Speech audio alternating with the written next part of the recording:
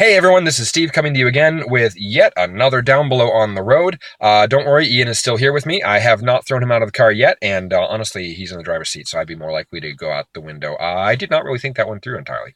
Oh well, here we go. So, last couple of times we talked about the internet, a subject near and dear to our hearts, because presumably you are watching this on the internet. If you are not watching this on the internet, how the heck did you get this phone? We talked about what it is. We talked a little bit about how it pervades different levels of society. Today we're going to talk about how you can use it in your adventures. And specifically, I'm actually going to be handing it over to Ian next time to talk a little more about how mechanically to use the internet. I'm going to be talking about how it's entirely possible to set a Down Below game fully in the internet.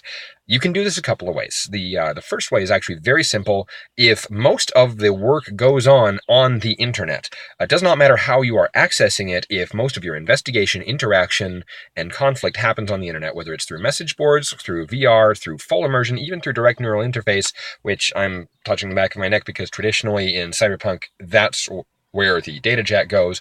You've seen it in The Matrix, you've seen it in Johnny Mnemonic, you've seen it in Blade Runner. Actually, I don't think that was in Blade Runner. The point is, it jacks directly into the brain through that. So anyway, whether it is through a haptic interface medium or whether it is through some other medium, the game can take place entirely online. One of the main reasons that it can do so is that the online world is rich and broad. We've kind of gotten there a little bit in the modern day between MMORPGs, between different fora and communities, between just the fact that we can connect with people worldwide at the push of a button, no matter what the time zone they are. Often I've even heard people say things like, my internet friends feel more real to me than my physical friends. This can be a very important thing, especially because on the internet, your identity is what you make it. You can be whoever you need to be on the internet, and that's actually something that plays into the Down Below ethos.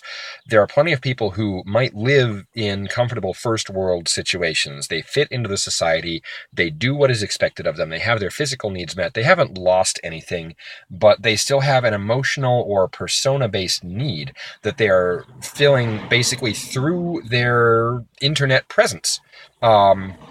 Going back to some inspiration that I mentioned back in the first video, if you've read Ready Player One, this is an example of your online persona is your online persona. They actually, in that world, say that there's a single unique username per person. Nobody else can have that precise exact username over however many billions of people there are on the planet at the given time.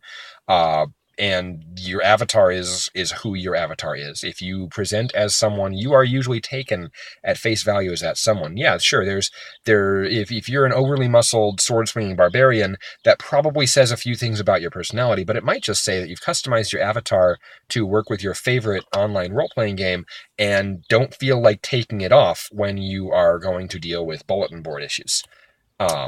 And another piece of source material very relevant to the vans passing by in the background.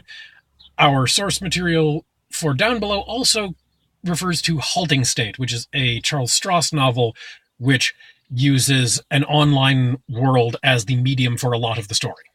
And that's actually the important thing. Ian mentioned the magic words here.